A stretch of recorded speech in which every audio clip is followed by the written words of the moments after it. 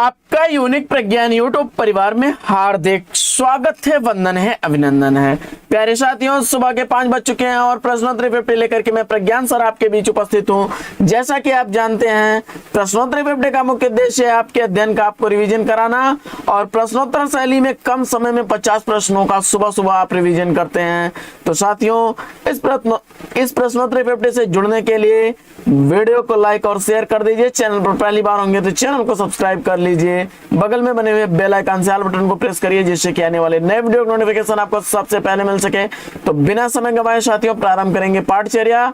और पाठचर्या को प्रारंभ करने से पूर्व देखेंगे आज का मॉर्निंग कोट्स कि अगर चमकना चाहते हो तो पहले तपना सीखो सूरज की तरह। अगर आपको प्रकाश दिखाना है, अपना परचम लहराना है, तो सूरज की तरह जलना भी होगा दोस्तों। और इसी मॉर्निंग कोट्स के साथ प्रारंभ करेंगे शायद प्रश्नोत्तरी पेपर और देखेंगे पहला प्रश्न। जयशंकर प्रसाद की किस कृति को पहले ब्रज भाषा में बाद में खड़ी बोली में रूपांतरित कर दिया गया? तो जवाब हो जाएगा प्रेम पथिक। अगला प्रश्न, सीता बनवास नाटक के नाटककार कौन है? सीता बनवास नाटक ज्वाला प्रसाद मिश्र द्वारा लिखा गया 1895 ईस्वी का प्रकाशित नाटक है। अगला प्रश्न, पांचवें पैगंबर चूसा नाटक के लेखक कौन है? तो यह नाटक भारतेंदु हरिश्चंद्र द्वारा लिखा गया है। अगला प्रश्न है कि चरणदास चोर आगरा बाजार किसकी नाट्य कृतियां हैं? चरणदास चोर आगरा बाजार यह नाट्य कृतियां किसकी हैं? तो जवाब हो जाएगा हबीब तनवीर की। चरणदास चोर 1975 ईस्वी का, वहीं आगरा बाजार 1954 ईस्वी की प्रकाशित नाट्य कृति है। अगला प्रश्न, मैं हार गई यही सच है कहानी की लेखिका कौन है? तो मन्नू भंडारी द्वारा लिखी गई दोनों कहानियां हैं, जिसमें मैं हार गई 1957 ईस्वी की है और यही सच है 1966 ईस्वी की प्रकाशित कहानी है। अगला प्रश्न है कि वैश्या जीवन पर आधारित हिंदी का प्रथम उपन्यास कौन सा है? तो वैश्या जीवन पर आधारित हिंदी का पहला उपन्यास किशोरीलाल गोस्वामी द्वारा लिखा गया स्वर्गीय कुसुम व कुसुम कुमारी 1889 ईस्वी उपन्यास का रचना काल है। अगला प्रश्न, कोमल गांधार नाटक के लेखक कौन है? तो कोमल गांधार नाटक शंकर शेष द्वारा लिखा गया 1982 ईस्वी का प्रकाशित नाटक है। और तुलसीदास खंड काव्य के रचयिता कौन है? तुलसीदास खंड काव्य का रचनाकार आपने सूर्यकांत त्रिपाठी निराला को चुना, तो बिल्कुल सही जवाब। अगला प्रश्न है कि धरती की सतह पर गजल संग्रह के रचनाकार कौन है? तो धरती की सतह पर गजल संग्रह अदम गोंडवी साहब द्वारा लिखा गया है।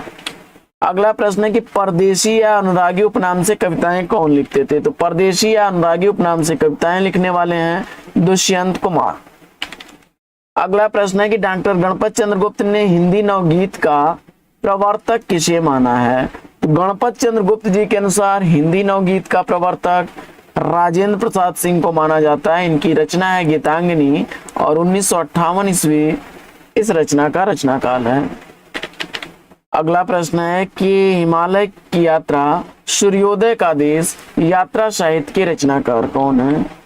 तो हिमालय की यात्रा सूर्योदय का देश दोनों ही रचनाएं काका कालेलकर की हैं। हिमालय की यात्रा 1948 ईस्वी की प्रकाशित रचना, वहीं सूर्योदय का देश 1955 ईस्वी की प्रकाशित रचना है।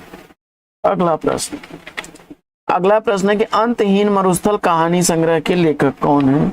अंतहीन मरुस्थल कहानी संग्रह मधु कांकरिया द्वारा लिखा गया 1999 ईस्वी का प्रकाशित कहानी संग्रह है। अगला प्रश्न है कि कविता क्या है निबंध सर्वप्रथम किस पत्रिका में प्रकाशित हुआ?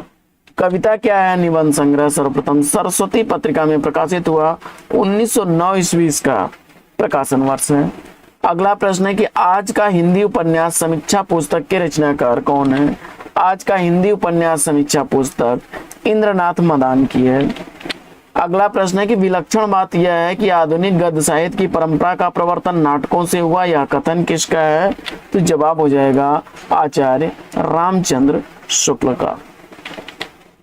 अगला प्रश्न है कि नई कविता परंपरा का तिरस्कार है और नई कहानी परंपरा का विस्तार, यह कथन किसका है? तो जवाब हो जाएगा राजेंद्र यादव का।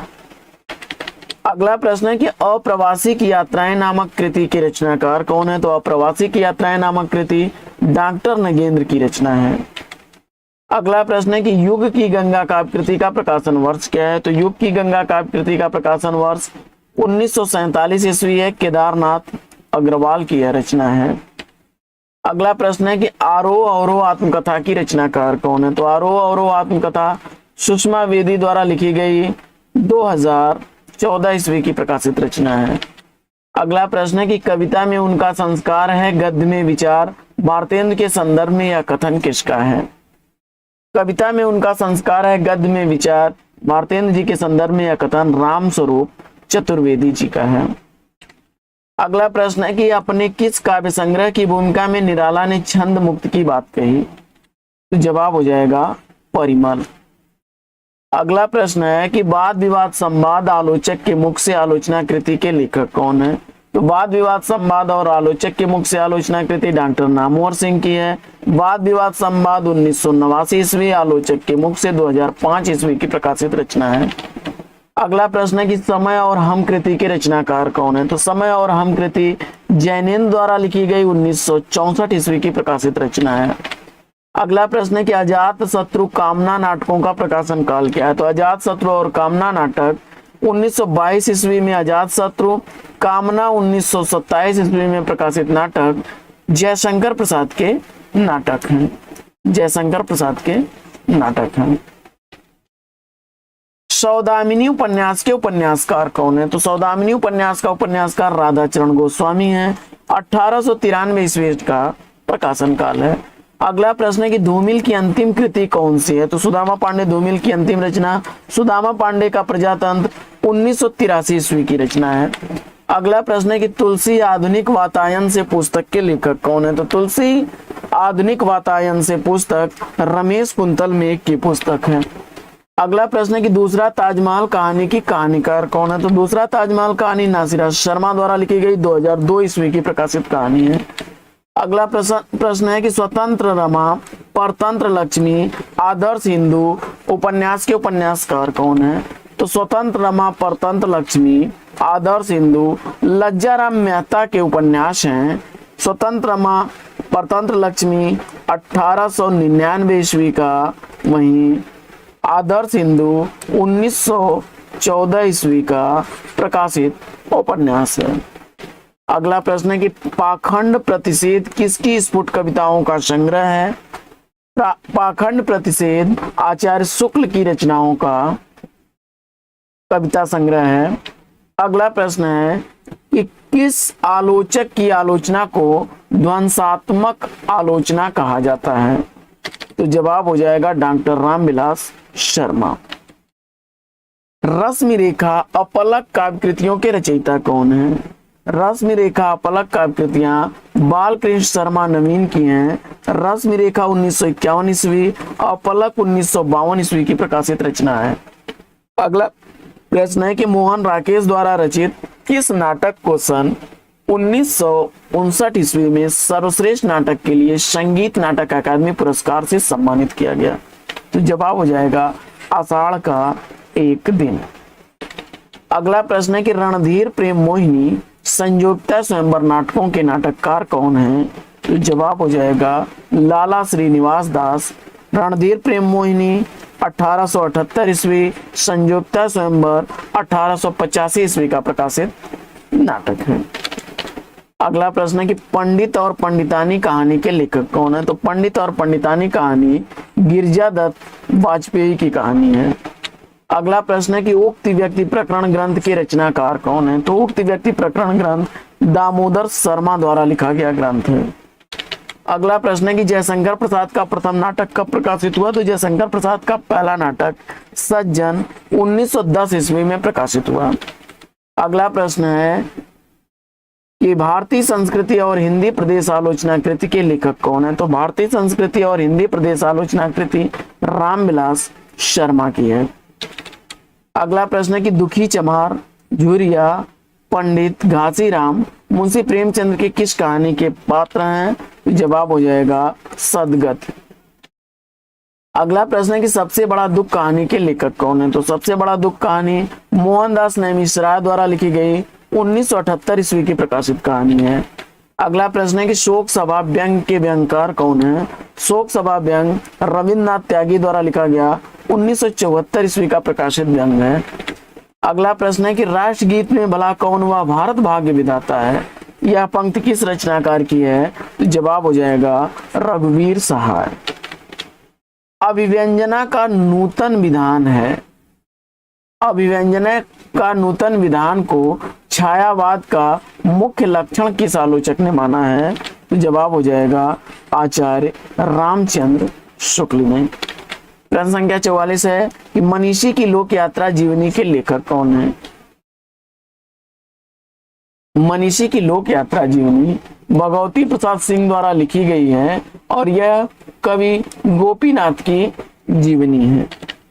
अगला प्रश्न है कि बाजे पायलिया के घुंघरू संस्मरण के लेखक कौन है? तो बाजे पायलिया के घुंघरू कन्हैयालाल मिश्र प्रभाकर की रचना है। 1958 ईस्वी इसका प्रकाशन वर्ष है।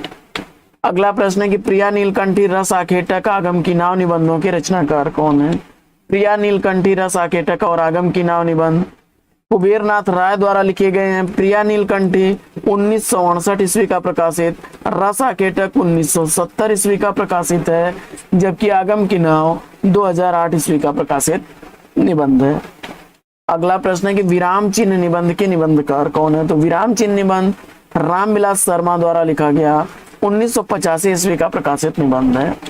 अगला प्रश्न है कि असाध्य वीणा काव्यकृति की रचनाकार कौन है? तो असाध्य वीणा काव्यकृति अज्ञेय द्वारा लिखी गई 1961 ईस्वी की प्रकाशित रचना है। अगला प्रश्न है कि अपनी वेदना को मधुमेह पीड़ा किस कवित्री ने कहा है? तो अपनी वेदना को मधुमेह पीड़ा कहने वाली महादेवी वर्मा है। तो साथियों, आज की प्रश्नोत्तरी 50 लेगी यहीं पर विराम। वीडियो अगर अच्छा लगा हो तो लाइक और शेयर कर दीजिए। चैनल पर पहली बार है तो चैनल को सब्सक्राइब कर लीजिए। फिर मिलते हैं आपसे अगले वीडियो में एक नए प्रकरण, एक नया टॉपिक, एक नए अंदाज में। तब तक के लिए लेंगे आपसे विदा। आपका जीवन मंगलमय हो। बेस्ट विशेष बेस्ट आप लोग। जय हिंद साथियों।